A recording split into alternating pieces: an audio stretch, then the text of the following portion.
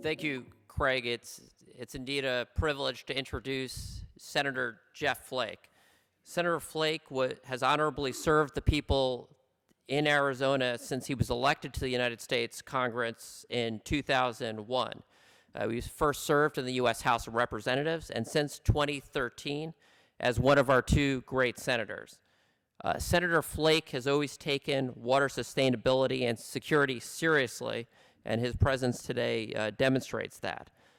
In the past few years, he has been particularly dedicated to bringing attention to water security challenges and an eye toward identifying effective policies to inform large-scale water management decisions. And Senator Flake, as we all know, followed in the footpaths of really the Michael Jordan of Arizona water, U.S. Senator John Kyle. And it says a lot about Senator Jeff Flake that he has maintained that infrastructure and the attention that this very, very important issue demands. He is, I'll just tell you for our out-of-state guests, just an absolute, not just Senator Flake, but his excellent staff, just a model United States Senator in terms of how he operates, how he conducts himself, how he reaches out to different sides on very complicated issues. We need more leaders like Jeff Flake in the United States Senate and serving us. And we look forward to hearing his remarks about water issues in the West. And without further ado, it's my great privilege to introduce U.S. Senator Jeff Flake.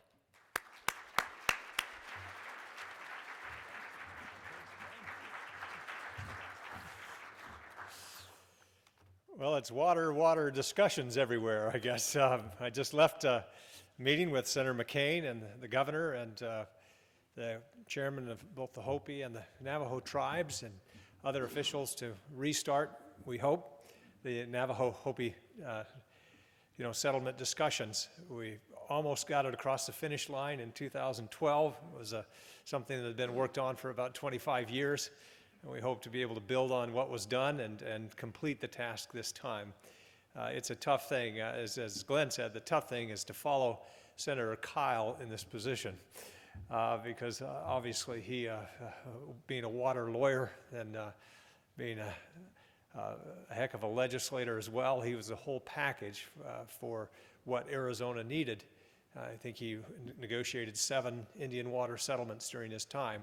I just wish he'd finished that last big one before he left. But growing up on a dry, dusty ranch in northern Arizona, on the F-Bar, I always longed to be near water. So that's led to my fascination with little islands and marooning myself on islands. I've done it 3 times now in the middle of the Pacific, where you have the whole expanse of the Pacific Ocean and just one little speck of land. And I always just kind of trace that back to the lack of water as a kid around. I still, to this day, whenever we have a good rain or even half a good rain, I want to call my dad and ask him for something because that's when he's in a good mood still. His favorite saying was, when Noah got his, we got half an inch. And there's never enough water up there, still to this day as well. My unit of measurement is a 40-foot sprinkler pipe. That's how something in this room about 120 feet, that's 3 sprinkler pipes. That's how I remember doing it and still do. But growing up on a farm and a ranch there, one of my favorite stories about those who come from elsewhere, my uncle Jim, who came to Arizona and started the hog farms up there that are now owned by Hormel, I think, or Farmer John, or that's changed ownership a few times near Snowflake. But he came from the Midwest and Canada before that, and hadn't had the experience with irrigation like we had, And so he went out, and my dad and his brothers were showing this new in-law, or prospective in-law, the ropes on the farm, and they took him out the cornfields where it was ditch irrigation, and we had these 2-inch siphon hoses that you move the gate down and get about 100 siphon tubes, and you have to start them really fast. And if you're skilled at it, you can just grab sometimes 2 in one hand, but just one pull from the ditch over with your hand, and it siphons into the field. And my Uncle Jim said, I've got this, I've got it. He had no idea what he was doing, but he wanted to pretend he did. And so they left him to it. And they came back later in the day, and he had successfully moved all of those siphon tubes down the ditch, 100 or so of them. But he was passed out on the ditch bank, and they got over to him, and he had a ring around his mouth like this that they said lasted for weeks because he thought to siphon them, you have to suck on it. And anyway, it was a rude awakening for a kid to know what it's like in Arizona and to deal with irrigation. But I appreciate being here as well. In Arizona, when you look at the drought that we've had all over the West the last several years, and to see states like California that haven't planned as well as Arizona has. And Arizona, we are really, hopefully, standing on the shoulders of those who have planned and worked so hard in the past. A couple of years ago, I attended an uncle of mine, Stan Turley, who served as president of the Senate, his funeral. And it was an interesting funeral in that he served as Speaker of the House and President of the Senate, but that was just about a 20-year interlude in his life, and politics wasn't mentioned much in the funeral at all. But one thing one of his kids said, that if he wanted to be remembered for anything, it was shepherding through the groundwater management code in the 1980s. That really has formed a lot of the basis for the planning that goes in to make sure that communities in Arizona have a supply of water moving ahead. And so there's been a great deal of planning. We just need to make sure that we continue it. That's why I appreciate the work that's being done here by this group. And I appreciate being here. And let me just say, I think there are several principles that govern water policy at the federal level. Now, first, recognizing that most water policy decisions are primarily for the individual states, I believe that policy recommendations should respect existing state and federal water laws. So that's the first principle that I try to respect, and trying to understand those laws and these issues.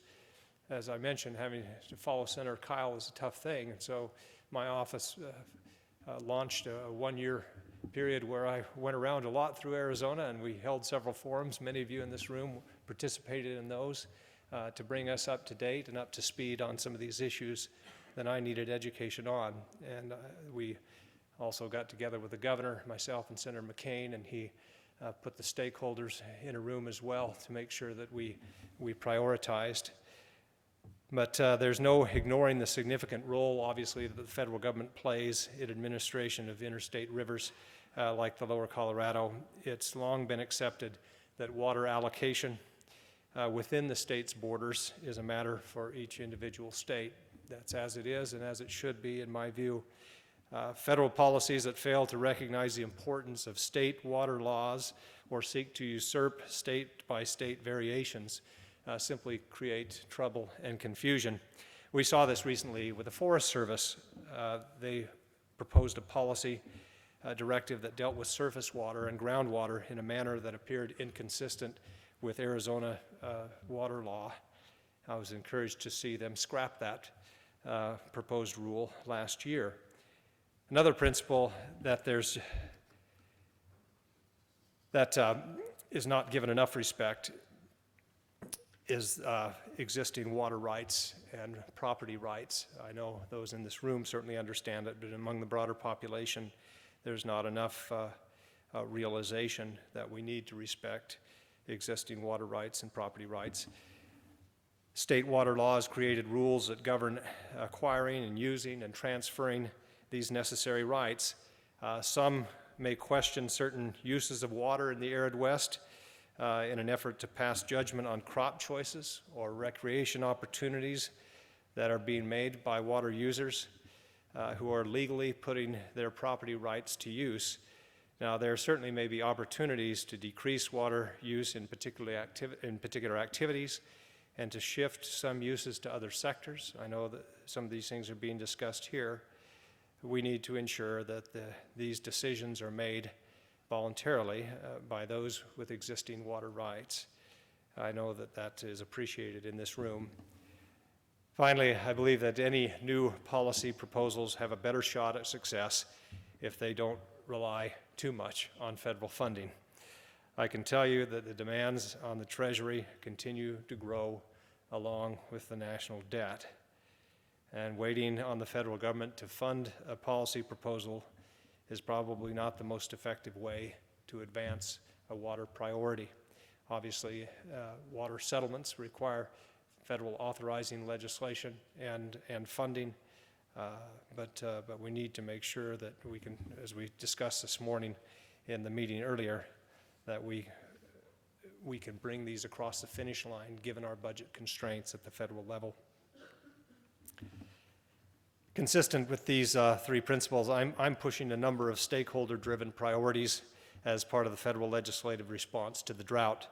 I know we were discussing some of those just a little earlier here, and these, as I mentioned, were largely derived from the year-long conversation that took me across the state. This initiative around the state concluded with several roundtables, including one talking about the impacts of Colorado River storage.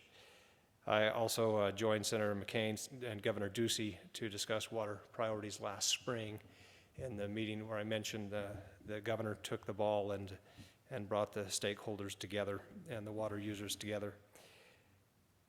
From those efforts, stakeholders developed a consensus list for Arizona's priorities for a federal Western drought bill. Two of those in particular deal with the Colorado River. The first extends the Colorado River System Conservation Pilot Program. As you all know, this program allows the Secretary of Interior to enter into voluntary agreements with water users in the basin to temporarily limit water use, and then the water conserved in these efforts is meant to remain in the reservoirs for the benefit of the system. Obviously, the second proposal clarifies the status of that conserved water. We want to make sure that it doesn't disappear down some canal in California. Sorry for the Californians here, I didn't mean to do that. You got a little bigger delegation in Washington than we do, and we still have a complex because of that. Both of these policy proposals are fully in line with the aforementioned principles.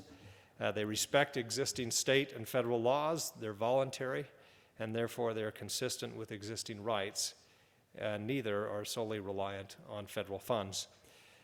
Now, just because a policy proposal respects existing state and federal laws, and it respects existing water rights, and doesn't rely on federal funding, even if it meets the principles I've been talking about, it doesn't mean that it will be enacted.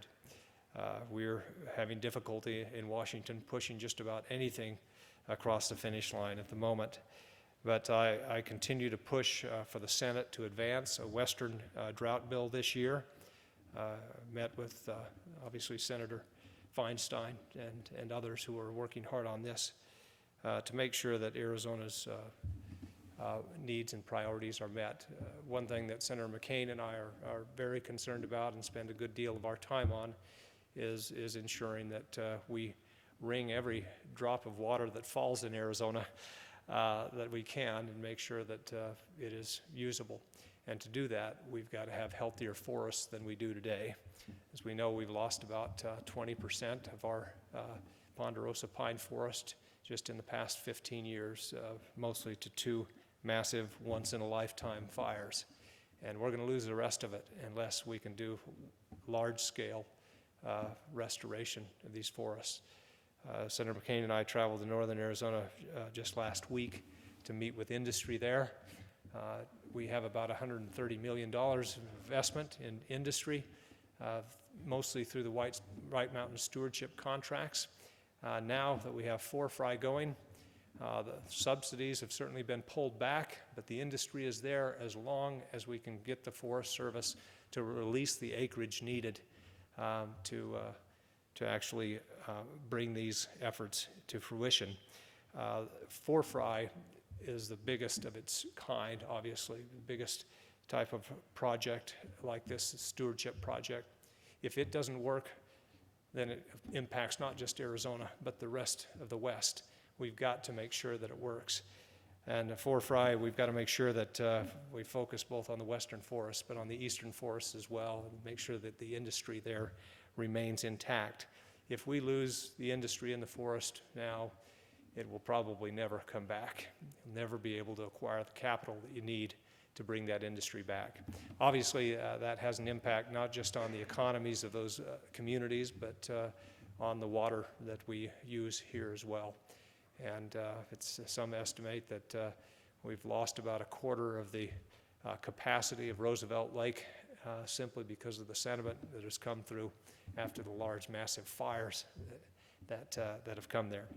And a lot of groups have done good work trying to estimate what a healthy forest would yield as opposed to the unhealthy forests that we have now. And it's significant. It could be as much as a 20–25% difference. So we need to work on a number of things. We're trying to, but I appreciate the efforts that are going on here with regard to Colorado to make sure that this is a resource that serves us today and serves us well into the future. But as you consider new legislative proposals, I would urge you to keep the principles, and I know you are, that we've talked about today in mind. Make sure that it's consistent with state water law, that it respects water rights that have been established and that are legally used, and also that it respects the fact that we cannot rely solely on federal funding. But again, thank you for your interest in this subject and your hard work on it. I'm so proud to be in Arizona, where we've as I mentioned, over the years have planned well. But no matter how well we plan, when you're dealing with a long-term drought like this, we're going to face shortages in the future, and it behooves us to do even more planning today. So thank you for having me today. Appreciate it.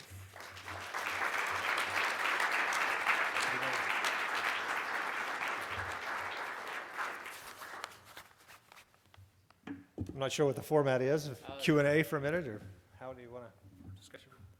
Well, Senator, I know your time is very limited, so that's... Sure, you bet. As long as it's not on the presidential race. No. Because I have no answers there, believe me.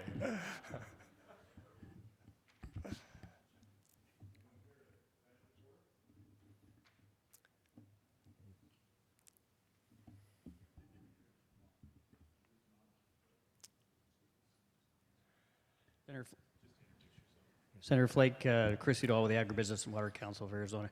Do you expect that we'll see drought legislation passed in this second half of the 114th Congress? I know that there are a lot of efforts going into it, but it will likely depend on our short legislative calendar. We are going to be out of session a lot this year, and it depends on whether or not we get a full appropriation cycle going. If we do, that will likely eat up almost the rest of our legislative schedule, and it's going to be very difficult after the fiscal year ends to do anything before the election. So we'll know within a few weeks whether or not we're going to have a more robust appropriation cycle, which we really need because it helps us with a lot of our other priorities, some of them having to do with water as well. But I'd say it's somewhere around 40% chance right now. Thank you for your remarks. I'm David Miller from Colorado, and I'm interested in how we can work together on that voluntary collaborative basis that you're suggesting for the region. So could you suggest a couple of ways that we could work together across the state boundaries? Well, I think some of that's being done already. Our effort at the federal level right now is just to make sure that if we do, if the water users enter into these voluntary agreements, that system water remains behind the dam, and hopefully will continue to forestall a shortage declaration, which I think all of us want to avoid. And so in terms of how the parties come together and enter into these voluntary agreements, I'll leave to others. I think my job and Senator McCain's job, and we're pushing it hard. Every hearing that we have, we ask the questions again. We're trying to get MOUs, and we have legislation waiting if we need it, just to make sure that that system water remains where it should be, and that that those voluntary arrangements are honored in the end. So that's our role. But I know that there's a lot of cooperation going on and a lot of innovative thinking going on, and we're going to need it going ahead. So. One more? Anyone? Okay, no brave souls. I can throw one out for the senator. Oh. In June, Senator, I'm going to be in the Tuamotus, which is very far eastern French Polynesia. So I want to know how you introduce yourself to a white-tip reef shark. Very carefully. You know, I went, my first adventure was 7 years ago, and this was, you know, people say, well, why don't you just get on one of those TV survivor shows? I've had this fascination for long before those shows came around, but I just say, I go through enough elections. I don't want to be voted off an island. You know, but I went to an island called Jabinwad, a little 10-acre little piece of dirt and coconut trees in the Kwajalein Atoll of the Marshall Islands the first time. And there were sharks. They were around all the time when I was out spearing fish, but they didn't bother me too much. But then 4 years later, after the Senate race, I told the kids if we made it through that, I'd take my 2 kids who are still at home, my boys, back to the island. And so I did. We went to a different island just across the lagoon, about 20 miles away. But for some reason, the sharks were extremely aggressive with the kids around. The sound of the spear on the coral was like a dinner bell to them, and they came around. So I was just realizing that if I didn't come home, if I didn't make it home, my wife could get over that. But if I didn't bring the 2 boys home, then that would be really, really trouble. So if you've seen the show Unbroken or read the book, this man, Louis Zamperini, floated 2,700 miles across the Pacific and had to constantly beat the sharks off of the raft, and he ended up in the Marshall Islands. That's where he landed, and I always thought that's just kind of fiction. They don't get aggressive like that, but they do. And said, yeah, you better be out of it. But I have my farm techniques and methods didn't translate very well in the water, and I better do some more planning before I go on my next adventure, I think. You can tell what gets him really excited. That in the industry, that, ladies and gentlemen, was known as a softball question. Thank you. I appreciate that. Another round of applause for the senator, please. Thanks for having me here.